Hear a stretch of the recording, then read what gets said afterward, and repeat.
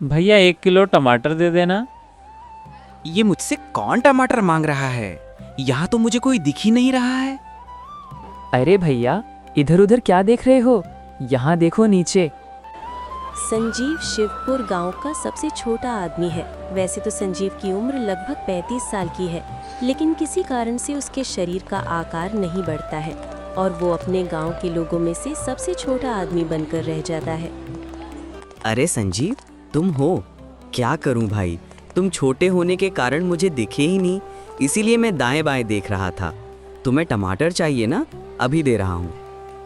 संजीव का आकार छोटा होने के कारण उसे बहुत सारे कामों में तकलीफ होती है, पर वो उन तकलीफों को ध्यान न देकर उन सभी कामों को निडर होकर करता था। संजीव अपना टमाटर लेकर बाजार से घर जाता है तो उसे रास्ते में उसका जिगरी दोस्त मुंशी मिल जाता है।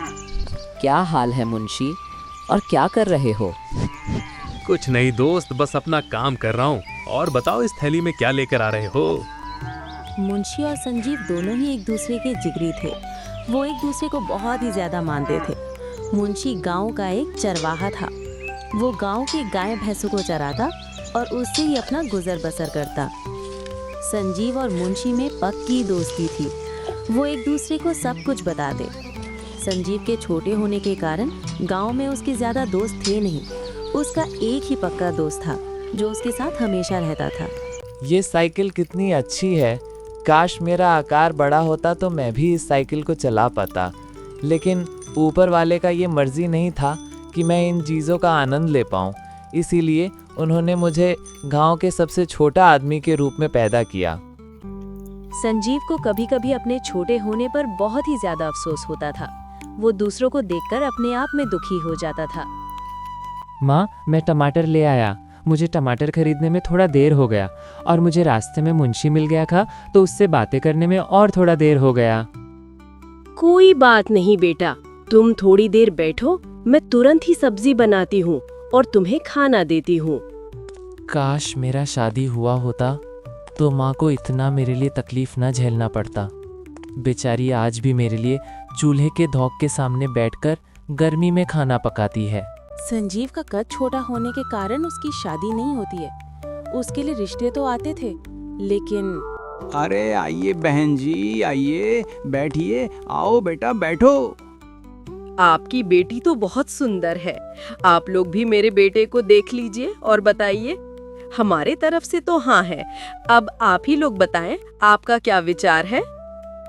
माँ, लड़का तो बोना है, मैं इससे शादी नहीं करूंगी। ये कितना छोटा है। अगर हमारी शादी हो गई तो गांव वाले मेरा मजाक उड़ाएंगे। मैं इससे शादी नहीं करूंगी। संजीव को जहाँ से भी रिश्ते आते थे, वहाँ की लड़कियाँ संजीव का छोटा कद देखकर इनकार कर देते थे। वाह माँ, खाना तो बहुत बढ़िया बना है। खाना एकदम स्वादिष्ट है, आप भी खाओ ना। संजीव अगले दिन गांव के राशन दुकान में सामान खरीदने के लिए जाता है तो वो देखता है कि राशन दुकान में बहुत लोगों की भीड़ लगी हुई है। वो भी उस भीड़ में जाकर खड़ा हो जाता है। सभी लोग एक एक करके सामान लेते जा रहे थे। संजीव भी अपना सामान मांग रहा था, पर संजीव के छोटे होने के कारण दुकानदार उस पर ध्यान नहीं देता है और पीछे से आ रहे लोगों को वो राशन देता जाता है। संजीव चिल्लाता रहता है, लेकिन दुकानदार उसको सामान नहीं देता है। क्यों कालू, मैं इतनी देर से चिल्ला रहा हूँ, मेरा आवाज तुम तक नहीं पहुँच रहा है क्या? मैं तब से तुमसे सामान मांग रहा हूँ और तुम मुझे सामान ना देकर मेरे जो पीछे आए हुए थे उनको सामान दे दिया और मुझे अभी तक सामान नहीं दिया। ऐसी कोई बात नहीं है, वो लोग तुमसे बड़े थे इसलिए मैंने उनको सामान दे दिया। तुम्हें मैं अभी देता हूँ। उम्र में बड़े थे या कद में? जो तुम ये बोल रहे हो, जो तुम्हारे दुकान में पहले आया है तुम उसे सामान दोगे ना, या जो पीछे आया है उसे? तो तुम यहाँ पर कद देखकर सामान दे रहे हो। अरे चुप कर बौने, तू मुझे ज्ञान मत दे। ये मेरा दुकान है। मुझे जिसको पहले सामान देने का मन करेगा मैं उसको सामान दूंगा। खुद तो बौना है और मुझे ज्ञान दे रहा है। चल भाग यहाँ से बौना कहीं का। मुझे ज्ञान बांट रहा है। अपने शरीर का आकार तो देख ले। तुम इस तरह के शब्द कैसे बोल सकते हो? तुम मेरे छोटे होने का मजाक उड़ा रहे हो। दुकानदार और संजीव में बहुत ही ज्यादा बहस होने लगती है। दोनों के बीच में गुस्से का माहौल बन गया था। तभी दुकानदार अपना आपा खो देता है और संजीव को 1 लात मारता है। संजीव का कद छोटा होने के कारण संजीव दूर जाकर गिर जाता है। तुमने मुझे लात मारा। अगर और लात खाना है तो आज यहाँ पर और एक लात देता हूँ। मुझे ज्ञान देगा, बौना कहीं का। संजीव की आंख से आंसू आने लगता है। तभी उसका दोस्त मुंशी वहाँ पर आता है। संजीव मुंशी को सारी बातें बता देता है। मुंशी बातों को सुनकर बहुत ही ज्यादा गुस्सा हो जाता है।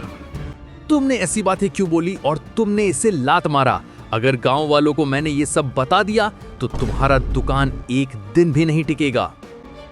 मुंशी कालू पर बहुत ही ज्यादा भड़क जाता है और उसको बहुत ही खरी खोटी सुनाता है। लोग मुझसे इतनी नफरत क्यों करते हैं? मेरा कद छोटा है इसलिए, या मैं सच बात बोलता हूँ इसलिए? लोग तुमसे नफरत नहीं करते हैं, वो जलते हैं तुमसे। जब तुम उन्हें उनकी बुराइयां बताते हो तो वो सह नहीं पाते हैं और झूठ मूठ का दिखावा करते हैं। तुम्हारे कद से किसी को कोई लेना देना नहीं। जब तुम सच्चाई और ईमानदारी से अपने जीवन को जीते हो तो तुम्हारा कद खुद ब खुद बड़ा हो जाता है। मुंशी संजीव से बातें करता और उसके उदास मन को शांत करता। उसके नकारात्मक सोच को उसके दिमाग से निकालने की कोशिश करता। माँ, तुमने मुझे बौना क्यों पैदा किया? मुझे क्यों नहीं आम इंसानों की तरह लंबा पैदा किया? अगर मैं लंबा पैदा होता तो मैं भी उन इंसानों की तरह अपना जीवन आराम से जी पाता। कोई भी इंसान माँ की कोख से लंबा या छोटा पैदा नहीं होता है। सभी इंसान एक बराबर पैदा होते हैं उस ऊपर वाले की मर्जी से।